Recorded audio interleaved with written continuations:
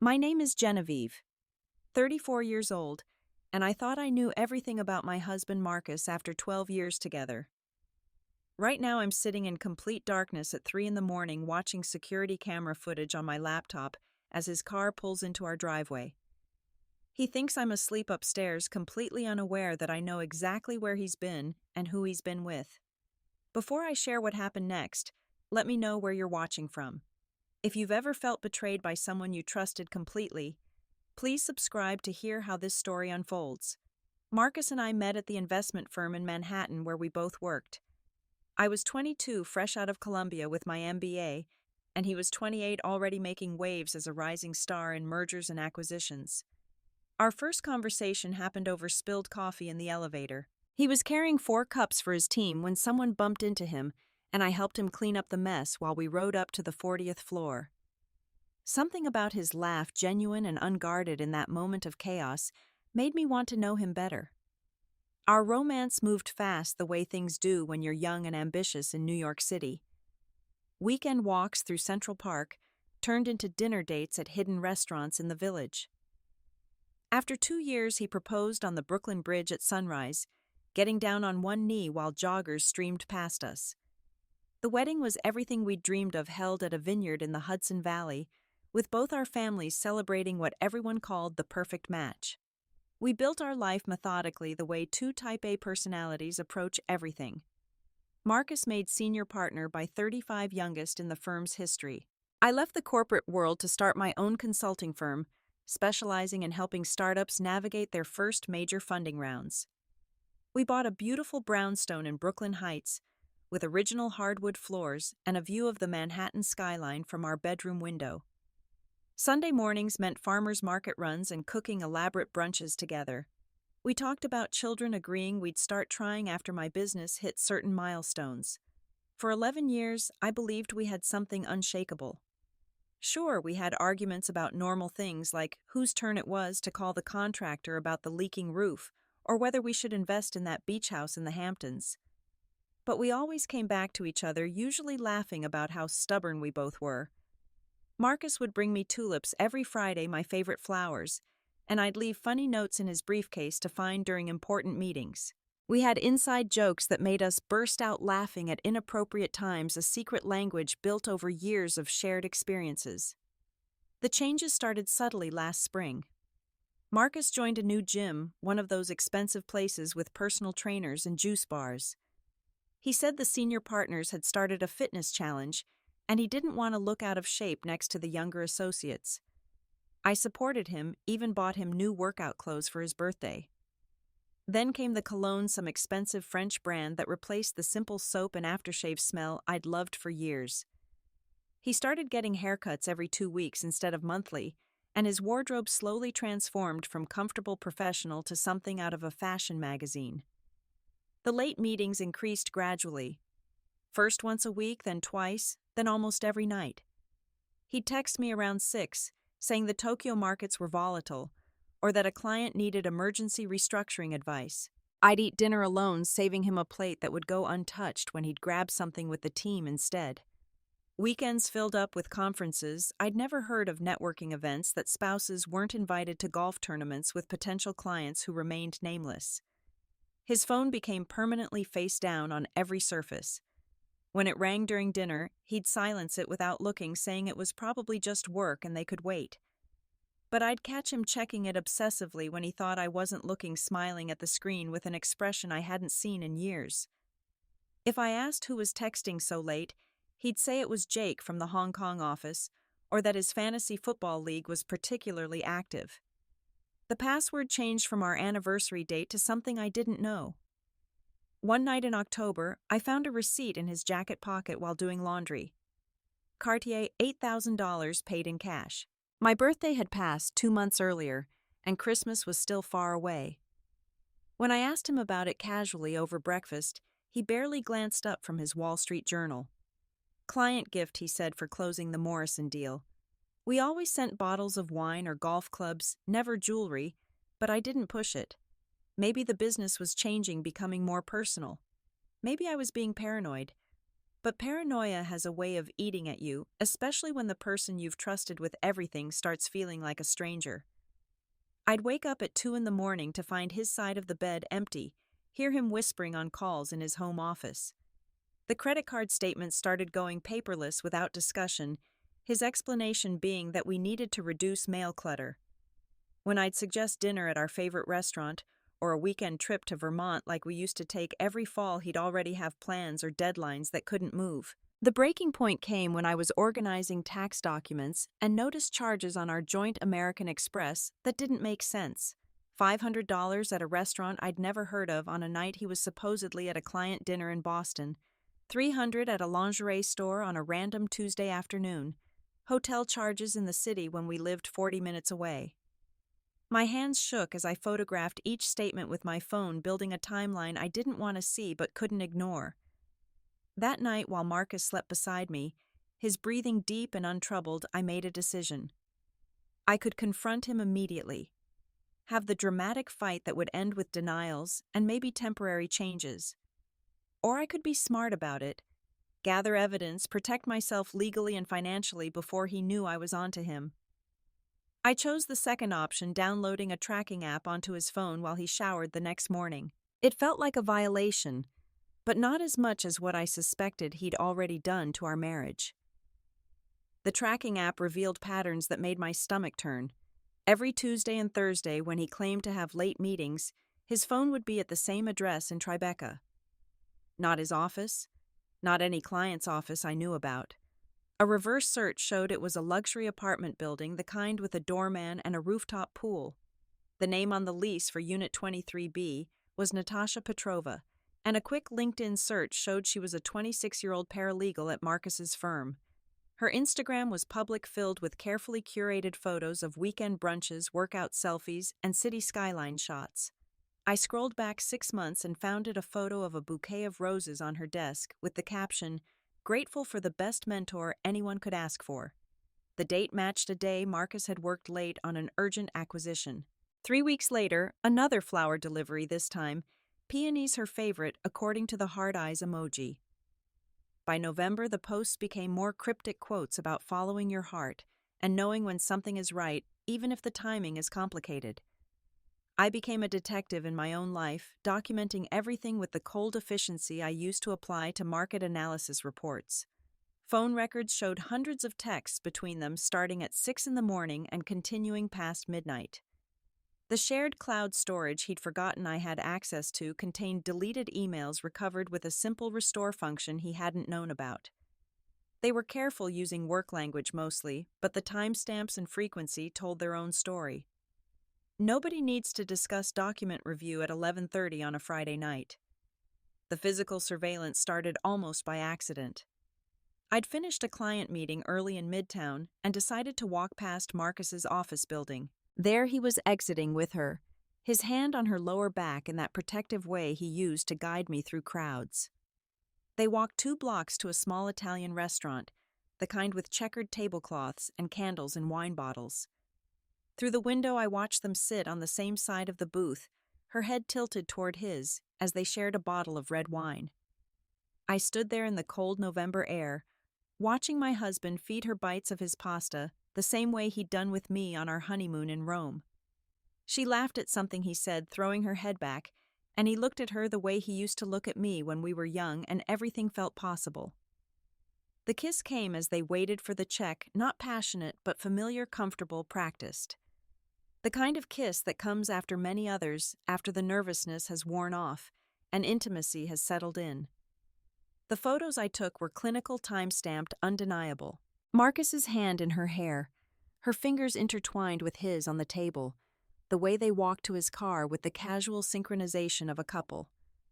In the parking garage, they kissed again, longer this time, and I documented that too, my hands steady despite the fracturing happening inside my chest. Evidence, I reminded myself. This was just evidence. Returning home that night tested every ounce of my self-control. Marcus arrived an hour after me, bringing takeout from my favorite Thai place, acting like the considerate husband. He asked about my day while unpacking pad Thai and spring rolls, listening attentively as I described a fictional client meeting that had run long. when he kissed my forehead and said he was lucky to have such an understanding wife about his crazy hours. I excused myself to the bathroom and dry heaved over the toilet, my body rejecting the lies, even if my mouth couldn't yet. We ate dinner like normal people discussing the news planning Thanksgiving with his parents, debating whether to replace the dishwasher that had started making strange noises. He complimented the new throw pillows I'd bought for the couch, suggested we have his brother and sister-in-law over for dinner soon. All the while I could smell her perfume on his jacket hanging by the door, something floral and young that had never been in our home before. That night he made love to me with unusual tenderness, whispering that he loved me, that we should spend more time together, maybe take that trip to Japan we'd always talked about. I responded the way a wife should, while my mind cataloged every lie, every deception, every moment he'd chosen her over us. Afterward, as he slept soundly beside me, I stared at the ceiling and planned my next moves. Lauren became my lifeline, the only person I trusted with the truth. We'd been friends since college, and she'd left corporate law 3 years ago to start her own practice specializing in family law. When I showed her the evidence over wine at her apartment, she switched from friend to attorney mode seamlessly. She walked me through what divorce would look like, how to protect my assets, what documentation I'd need. She hugged me when I cried and helped me strategize when I was ready to fight. My sister Emma wanted to confront Marcus immediately, maybe with a baseball bat, she suggested, only half joking. But she agreed to keep quiet when I explained my plan. My mother divorced herself after my father's affair 20 years ago offered wisdom earned through pain. Don't let anger make you sloppy, she said. Be smart, be thorough, and when you finally make your move, make sure you've already won. The support system grew carefully. My therapist, bound by confidentiality, helped me process the grief while maintaining the facade. A forensic accountant Lauren recommended discovered Marcus had opened investment accounts I didn't know about, moving bonuses and stock options there over the past 8 months. The pattern suggested he'd been planning something too, perhaps his own exit strategy, though probably not as soon as mine would force him to execute. The night everything changed started with Marcus announcing an overnight client emergency on a Friday evening. The Tokyo offices needed him to handle a crisis, he explained while throwing clothes into his overnight bag. The client was panicking about regulatory changes, and Marcus was the only one who could calm them down. He'd need to stay at the airport hotel to be available for calls at all hours with the time difference. I played my part perfectly. The concerned but understanding wife packing his favorite snacks for the flight, reminding him to take his phone charger. I helped him pack with the efficiency of a wife who'd done this dozens of times, folding his shirts the way he liked, tucking his toiletry bag into the side pocket. While he was in the bathroom, I slipped a small GPS tracker into the lining of his briefcase, a backup to the phone tracking in case he got suspicious, and turned off location services. I kissed him goodbye at the door, told him to be safe, to call me when he landed. He promised said he'd be back by tomorrow afternoon, Sunday morning at the latest. The tracker showed him driving not to JFK or LaGuardia, but to Natasha's building in Tribeca.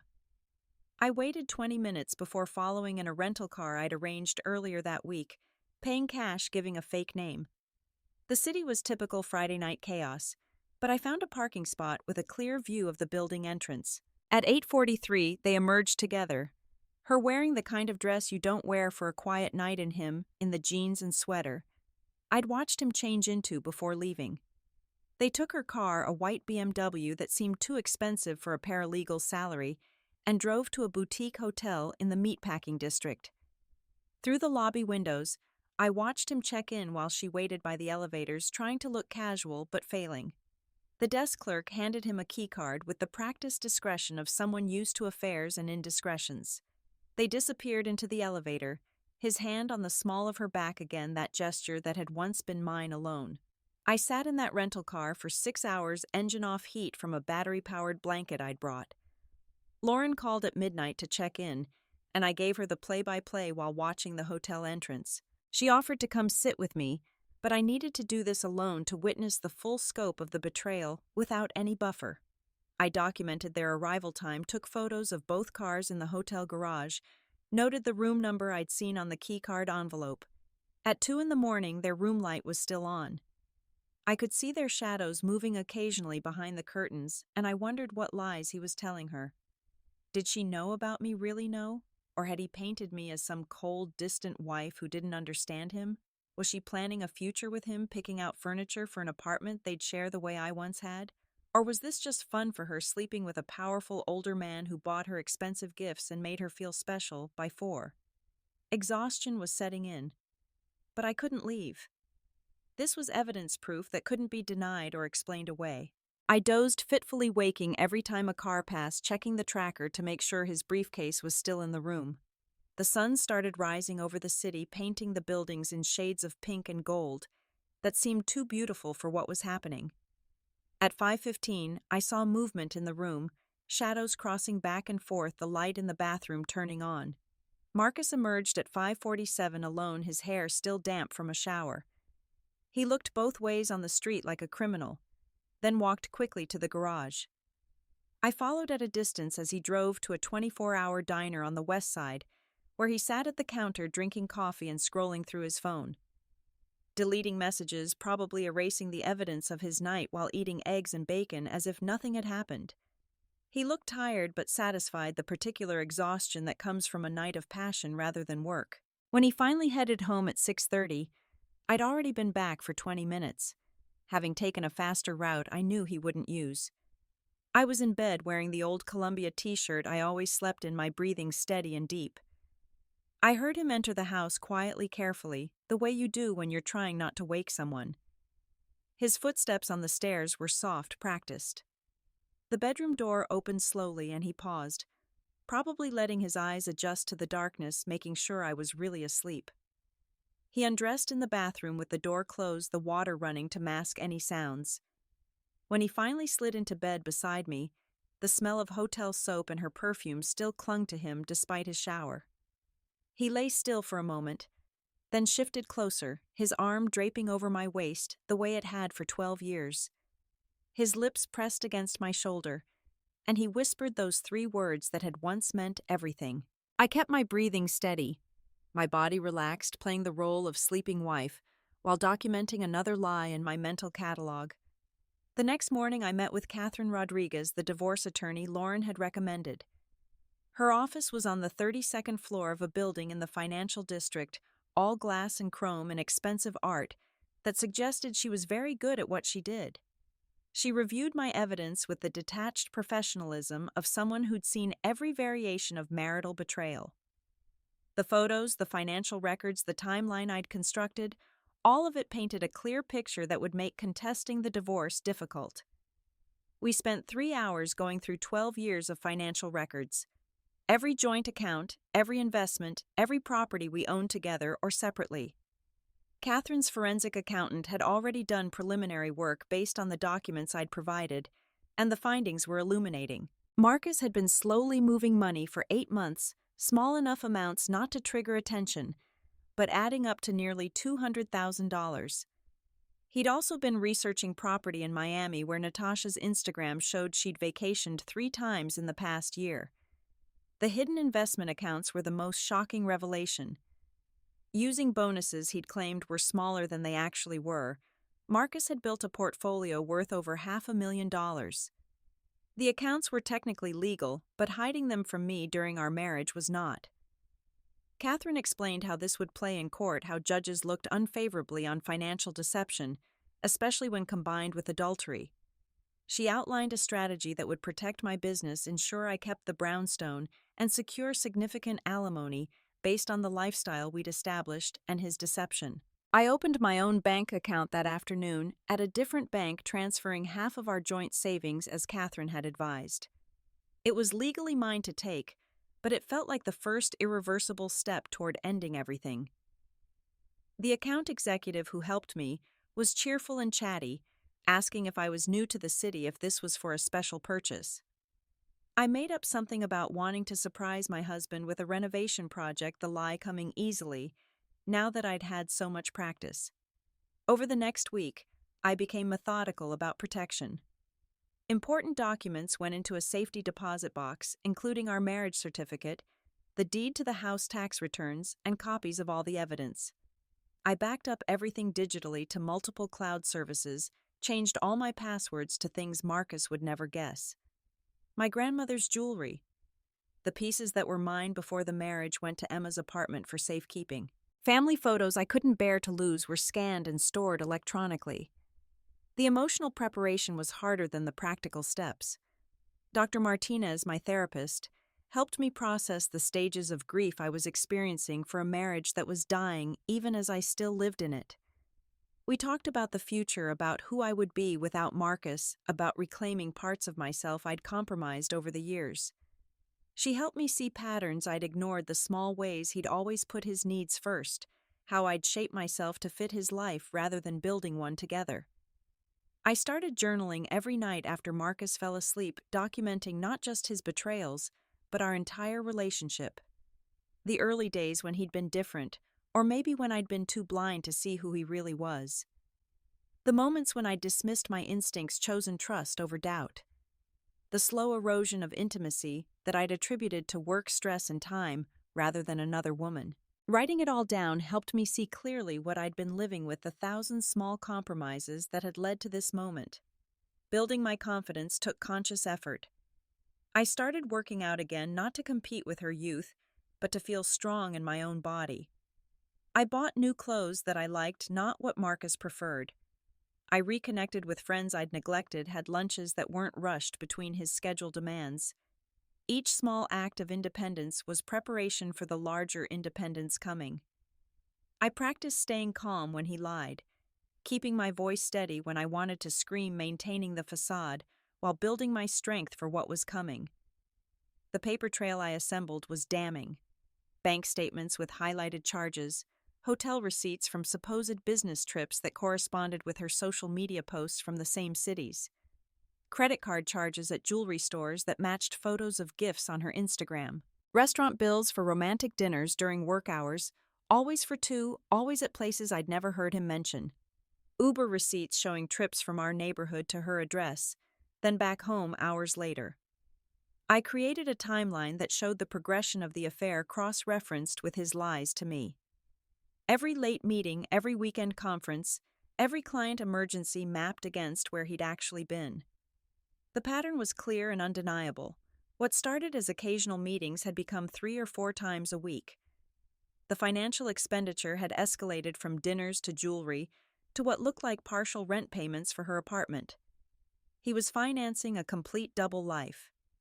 As Marcus's birthday weekend approached, I planned what would look like a surprise celebration. I called his mother Victoria, suggesting we gather the family for a special dinner. She was thrilled, immediately offering to help with planning. His father Robert and brother Jake cleared their schedules. I made reservations at Marcus's favorite steakhouse for Saturday night, ordered a cake from the bakery he loved. To everyone, including Marcus, I was the devoted wife planning a perfect birthday weekend. The divorce papers were filed under seal on Thursday. Catherine had arranged for them to be ready for pickup Saturday morning. Friday night, Marcus came home at 4 a.m. I'd been awake since he left at 9 the previous evening, claiming another client emergency, this time with the London office. The tracker showed him at Natasha's apartment all night, his phone location services turned off, but the briefcase GPS still transmitting. I heard his key in the lock, the careful way he closed the door, the sound of his shoes being removed in the foyer. Each sound was familiar, yet strange, the soundtrack of deception I'd grown accustomed to. He moved through the house like a ghost, avoiding the creaky board on the 3rd step, using his phone flashlight instead of turning on lights. In the bathroom, he brushed his teeth twice, used mouthwash, tried to erase the evidence of his night. But I could smell her on him when he slid into bed, that floral perfume that had become as familiar as his cologne. He settled beside me carefully, his breathing gradually slowing as he fell into the untroubled sleep of someone without guilt. I lay there watching the ceiling fan turn, counting the rotations, planning the morning. At 6, I slipped out of bed and went downstairs to start breakfast. His favorite Saturday morning meal, eggs Benedict with homemade hollandaise Canadian bacon from the specialty shop in Park Slope, fresh squeezed orange juice. I ground coffee beans for his French press, set the table with our wedding china, arranged fresh flowers I'd bought the day before. The scene was perfect, a snapshot of marital bliss, that would soon shatter. Marcus came downstairs at 8, showered and dressed in weekend casual clothes, smiling at the spread I'd prepared. He kissed my cheek, commented on how beautiful the flowers were, thanked me for making his favorite breakfast. We sat across from each other as we had hundreds of Saturday mornings before him, reading news on his iPad. Me pretending to scroll through social media while actually reviewing the photos from last night one final time. The normalcy of it all felt surreal, like performing in a play where only I knew the ending. He was telling me about a new account his team had landed, gesturing with his fork the way he did when excited about work when I stood and retrieved the manila envelope from the kitchen drawer. I placed it next to his coffee cup without a word, then sat back down and took a sip of my orange juice. His face went through a series of transformations as he opened it, confusion shifting to disbelief, then to a kind of dawning horror as he recognized what divorce papers looked like. The silence stretched between us like a taut wire. His mouth opened and closed several times, but no words came. I slid the second folder across the table, the one with the evidence, watching his hands tremble as he opened it. The first photo was from last night, him entering the hotel with Natasha. The second showed them kissing in the parking garage. Bank statements, receipts, the timeline I'd created, all of it laid out with devastating precision. His coffee cup rattled against the saucer when he set it down, brown liquid sloshing onto the white tablecloth.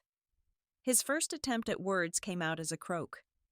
He cleared his throat, tried again, and managed to say my name like a question. I stayed silent, watching him flip through the pages, seeing his affair documented in black and white. When he reached the financial records showing the hidden accounts, his face went pale.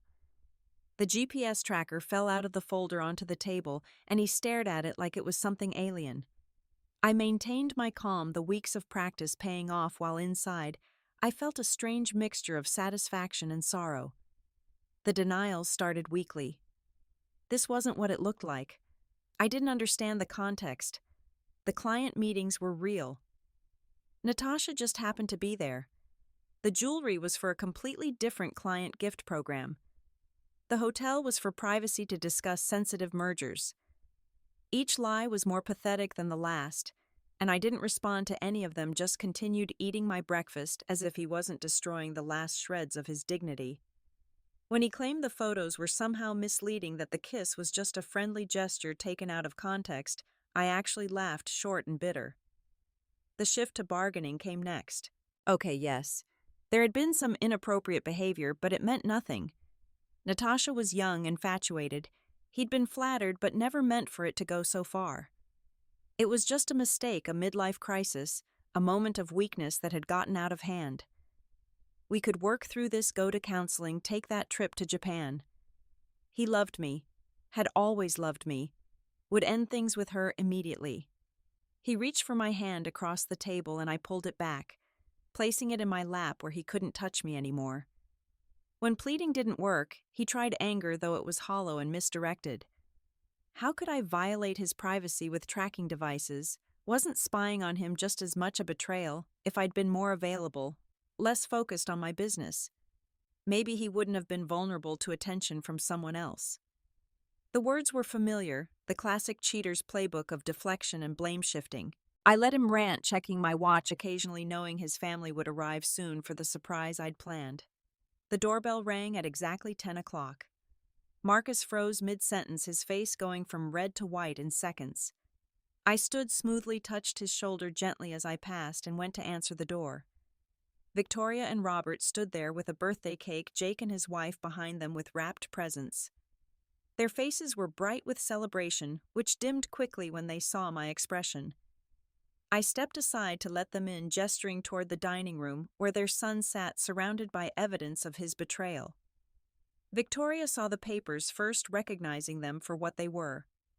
Her hand went to her mouth, the cake box trembling. Robert's expression hardened as he took in the scene, his son slumped in his chair, the photos visible on the table. Jake pushed past them, picked up one of the bank statements, his face cycling through the same disbelief Marcus had shown minutes before. The silence was heavy, broken only by the coffee maker's automatic shut-off beep from the kitchen. Victoria's tears came silently at first, then with the kind of deep sobs that come from profound disappointment. She looked at the photos scattered on the table at her son, who couldn't meet her eyes at me standing calmly by the window. The cake box slipped from her hands, landing on the floor with a soft thud. Robert picked it up mechanically, setting it on the sideboard, his movements careful and controlled. The contrast between the festive birthday decorations and the reality of the situation was stark, almost cruel in its irony. Marcus tried to explain to his parents, his voice taking on the desperate quality of a child caught in a lie. It wasn't what it looked like. Things were complicated. Genevieve didn't understand the pressure he was under at work. But his words fell flat against the evidence before them. Robert picked up the timeline I'd created, reading it with the methodical attention he'd once applied to reviewing Marcus's report cards.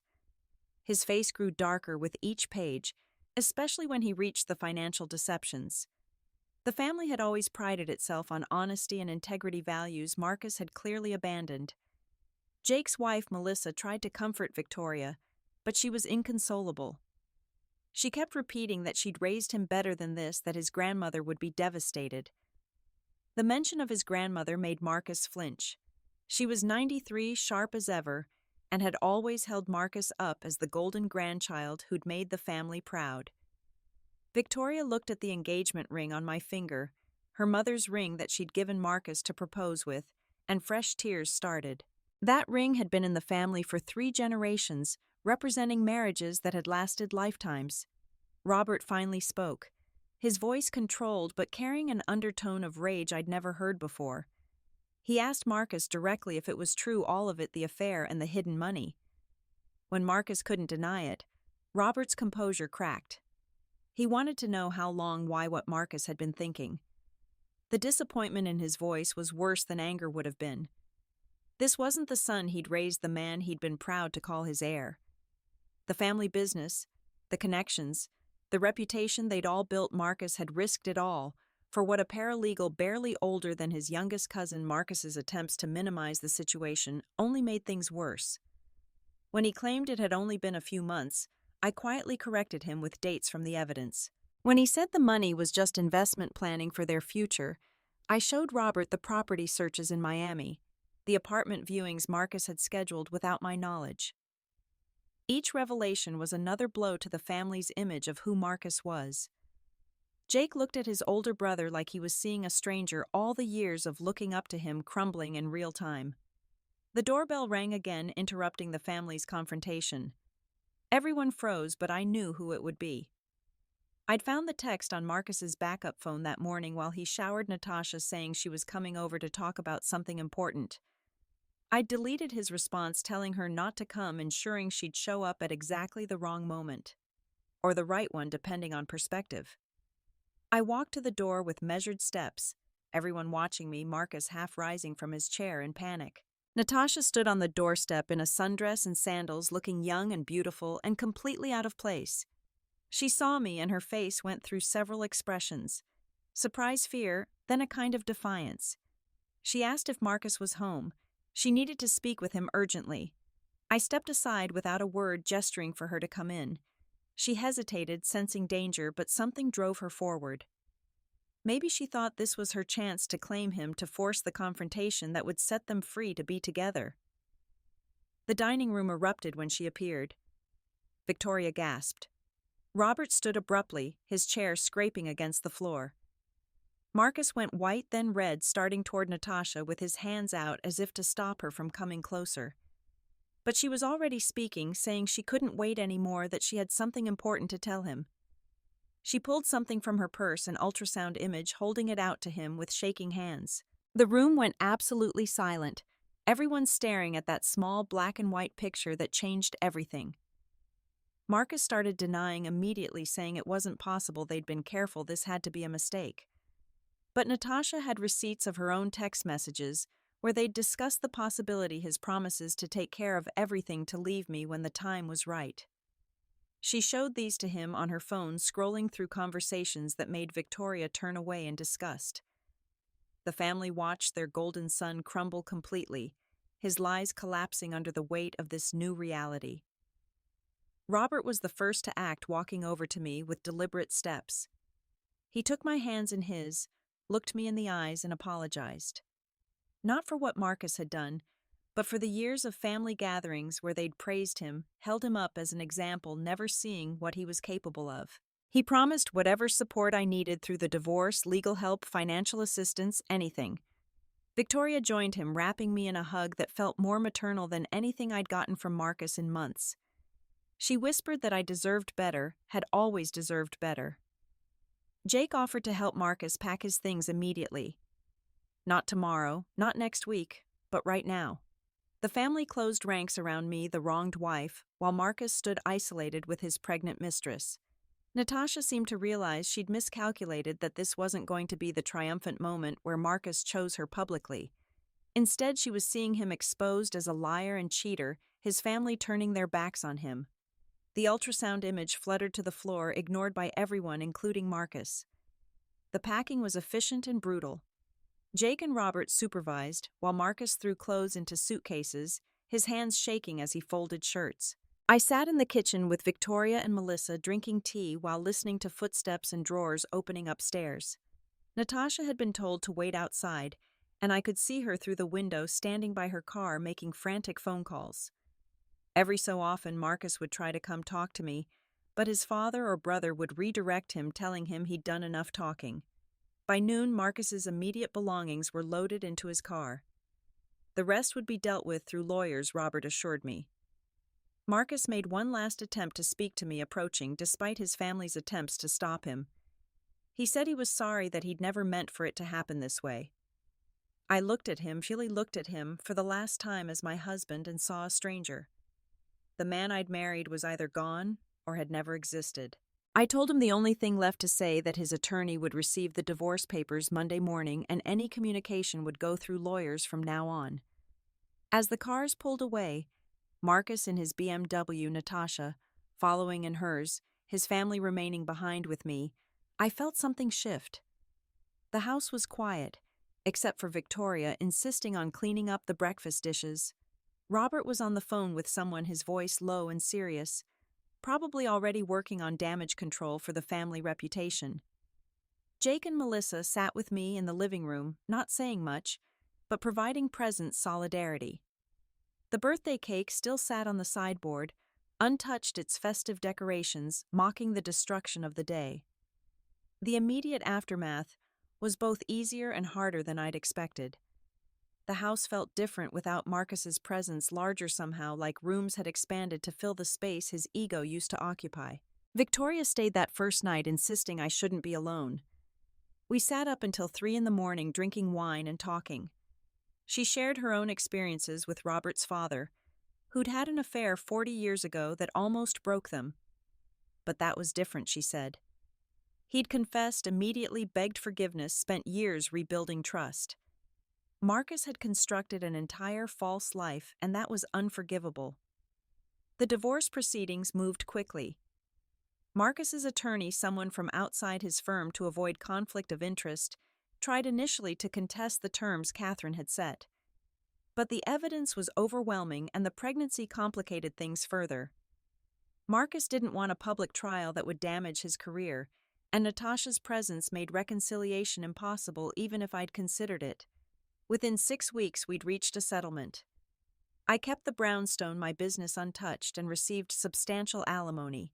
Marcus got his hidden accounts and the freedom to figure out his new life with a woman nearly a decade younger and a baby on the way.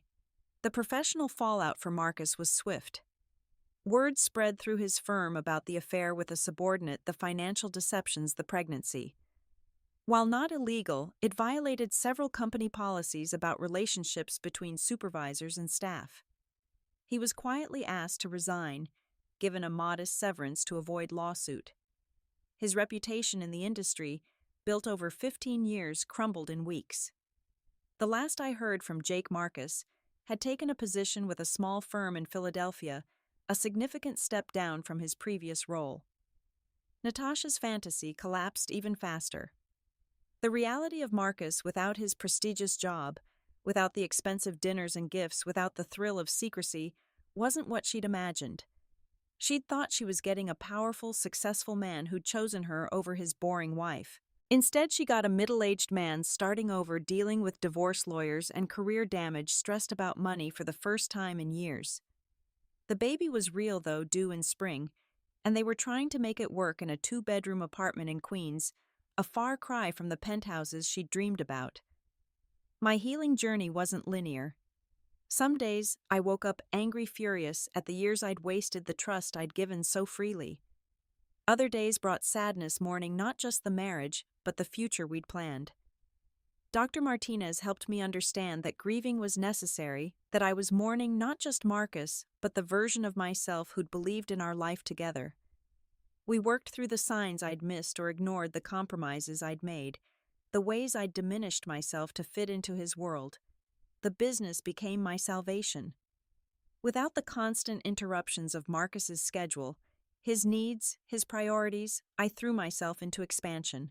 I hired 2 associates, took on bigger clients, started the podcast about female entrepreneurship I'd always wanted to do. The freedom to work late without guilt, to travel for conferences, without negotiating, to make decisions without consultation, was intoxicating. My revenue doubled in 6 months, tripled by the year's end.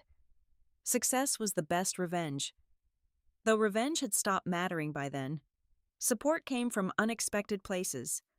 Other wives reached out, women who'd been through similar betrayals, forming an informal network of survivors. We met monthly for dinner, sharing stories, advice, sometimes just sitting and understanding silence. Marcus's cousin Sarah, who I'd always liked but assumed would side with family, became one of my closest friends. She'd never liked how Marcus treated me. She confessed had seen the dismissive gestures and controlling behavior I'd normalized. Even some of Marcus's former colleagues reached out, expressing support and admiration for how I'd handled everything. I redecorated the brownstone room by room, exercising memories and reclaiming space. Our bedroom became my sanctuary, painted a deep blue Marcus would have hated, filled with books he'd thought were clutter. His home office became a yoga studio, the desk where he'd planned his deception, replaced with mirrors and meditation cushions. The formal dining room, where everything had fallen apart, transformed into a workspace for my growing business, the table where he'd seen the divorce papers, now holding contracts for new clients. Dating wasn't on my radar for the first year. I needed to remember who I was without being someone's wife, to rebuild my identity from the ground up. But slowly I started saying yes to setups from friends. Coffee dates that didn't lead anywhere, but reminded me I could still feel attraction. A brief relationship with a journalist that ended amicably when we realized we were better as friends. Then Michael, a widower, who understood loss and rebuilding, who made me laugh without trying, who looked at me like I was whole and complete exactly as I was. The trip to Italy finally happened, but alone, a pilgrimage of sorts. I stayed in small towns Marcus would have found boring, ate at restaurants without checking reviews, wandered museums for hours without anyone checking their watch. In Florence, standing before Botticelli's Birth of Venus, I understood something about rebirth. Not the dramatic phoenix from ashes kind, but the quiet reconstruction that happens when you stop trying to be who someone else needs and start being who you are. 6 months after the divorce was finalized, I ran into Marcus at a coffee shop in Manhattan. He was thinner, older-looking, pushing a stroller with a baby who had his eyes and Natasha's nose. We stood there for a moment, 2 people who'd once promised forever, now strangers with shared history. He started to speak, maybe to apologize again or update me on his life, but I didn't need to hear it.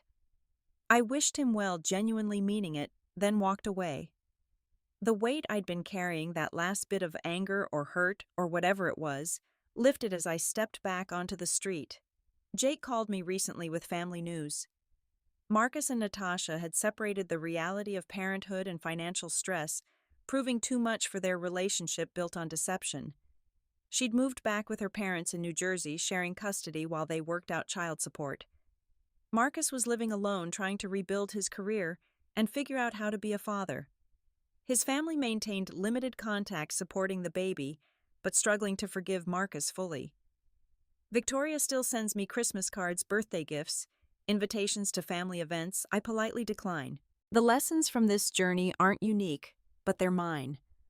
Trust should be earned continuously, not given blindly.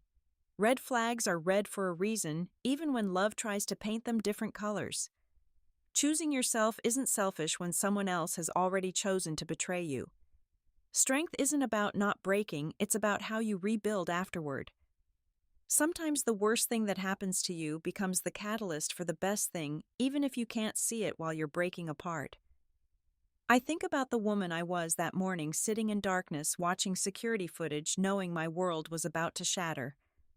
I wish I could tell her it would be okay, better than okay. That the pain would fade replaced by a freedom she'd forgotten existed. That she'd build a life entirely her own, successful and fulfilling in ways she couldn't imagine while trying to fit into someone else's vision. That betrayal would teach her about her own strength, her capacity to survive and thrive. The papers Marcus never expected that morning weren't just divorce documents. They were my declaration of independence, my refusal to accept less than I deserved. Some people ask if I regret not trying to work it out, if I moved too fast, if I should have given him a chance to explain or reform. But there are some betrayals that kill relationships instantly, completely irrevocably. The moment I saw him kiss her in that parking garage, our marriage ended. Everything after was just paperwork and logistics, the formal dissolution of something already dead. Now, 3 years later, I can say with certainty that Marcus's affair was the best thing that could have happened to me. Not because betrayal is good or pain is necessary, but because it forced me to examine the life I was living and realize how much of myself I'd given away. His cheating freed me from a marriage where I was slowly disappearing, where my dreams and needs always came second. The divorce I never expected became the gift I didn't know I needed. I kept my name after the marriage and was grateful I didn't have to change it back. Genevieve Hayes, 37. Now owner of a thriving consulting firm, traveler friend, aunt to Emma's new baby, possibly someone's future partner but complete without that title. The wedding rings went to a cash for gold place, the money donated to a women's shelter. The wedding album lives in a box in the basement, not because I'm holding on, but because it's part of my story, even if it's not the ending I'd planned. When people ask about my marriage, I tell them the truth. It ended when my husband chose someone else, and that choice set me free. There's no bitterness in the telling anymore, just fact. Marcus and I loved each other once, or at least I loved him, and he loved what I did for his life. When that stopped being enough for him, he looked elsewhere instead of either working on us or ending things honorably. His cowardice became my opportunity to rebuild, and I'm grateful for that, even if the method was cruel. The sunrise is beautiful from my bedroom window, now unobstructed by buildings or expectations. I wake up when I want, make coffee in peaceful silence, plan days that belong entirely to me. Sometimes I think about parallel universes, the one where I never found that receipt, where Marcus got better at lying, where we're still married, and I'm still shrinking to fit his life. That version of me exists somewhere maybe, but I'm glad I'm not her. This version, scarred but strong, betrayed but better for it, is exactly who I'm supposed to be. What would I tell someone facing the same situation? Document everything, protect yourself legally and financially. Don't confront until you're ready with a plan. But more importantly, know that surviving betrayal doesn't diminish you. It reveals strength you didn't know existed. The person who betrays you is showing you who they really are, believe them. And when you're ready to walk away, do it with your head high. You're not losing someone who loved you, you're losing someone who was comfortable deceiving you, and that's not a loss at all. Have you ever faced betrayal from someone you trusted completely? How did you find the strength to rebuild your life afterward? Share your story in the comments below, and if this resonated with you, please hit like and subscribe to hear more stories of resilience and recovery. Share this with anyone who needs to hear that there's life beautiful and full after betrayal. Thank you for listening to my story, and remember, sometimes the ending you never expected becomes the beginning you always deserved.